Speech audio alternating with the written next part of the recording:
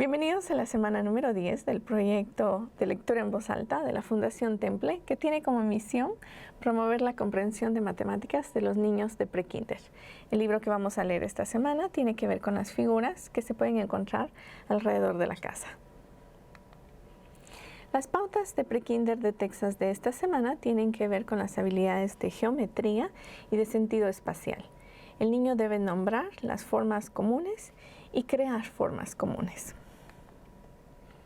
El vocabulario que vamos a usar esta semana tiene que ver con las figuras geométricas como el rectángulo, el cuadrado, el triángulo, el círculo, y para aquellos niños que se encuentran más avanzados, las palabras que estén relacionadas con las características de las figuras, como por ejemplo hablar de los lados de un cuadrado o las esquinas de un triángulo, que también les llamamos ángulos. Podemos hablar de las características de algo que es redondo o circular. Y también vamos a usar palabras relacionadas con igual, que quiere decir lo mismo. Le recomendamos que utilicen las ilustraciones del libro para hablar de las características de las diferentes figuras. Y también les recordamos que se enfoque en hablar de las características de un cuadrado, que también podemos decir que es un tipo especial de rectángulo. Dentro de las sugerencias durante la lectura, les recomendamos que, como siempre, el día 1 se dedique exclusivamente a leer el libro de principio a fin y que solamente se detenga si su niño tiene algún comentario o alguna pregunta. Para los días 2 y 3, les recomendamos que se detenga cuando vean alguna figura geométrica y que le pida a su niño que la identifique por nombre. Y para el tercer día podría pedirle que le explique las características de la figura. Por ejemplo, un cuadrado, contar cuántos lados tiene un cuadrado o cuántos lados tiene un triángulo, y así ir hablando acerca de las características de cada figura. Para la actividad número 1, les recomendamos que practiquen haciendo las figuras ustedes mismos. Para eso pueden utilizar palitos de madera o palillos, o incluso comida como pretzels o espagueti. Y aunque el espagueti no funciona para hacer un círculo cuando está crudo, pero cuando lo cocemos sí. Entonces, si ya tiene espaguetis cocinados, lo podrían utilizar para hacer un círculo. Para la actividad número 2, les sugerimos que utilicen esta actividad, que es como la versión I Spy en español. Se llama El Rey Pide, y de lo que se trata es de que ustedes, el padre o la madre, van pidiéndole al niño que vaya identificando ciertas cosas. Entonces, por ejemplo, para un círculo, si ustedes tienen alguna pelota cerca, podría describirle las características de la pelota y que su niño entienda que están hablando acerca de un círculo.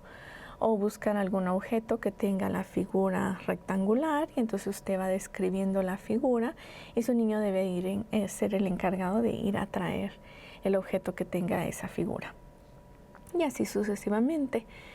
Para extender esta actividad también puede tratar de encontrar objetos que tengan otras figuras, además de los círculos, rectángulos, triángulos y cuadrados.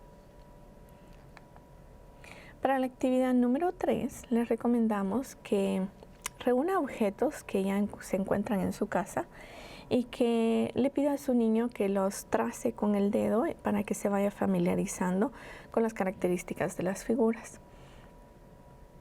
Y para extender esta actividad, les sugerimos que practiquen acerca de los tamaños y que vayan comparando cuáles son las características de una figura y cuáles son las características de otra. Por ejemplo, podrían hablar acerca de los rectángulos y los cuadrados, como ambos tienen 4 lados, pero en realidad no son iguales. Para hablar acerca de las pautas de prekinder de Texas relacionadas con la habilidad de deslizar, darle vuelta y girar las formas o figuras, vamos a utilizar la mesa de acá al lado.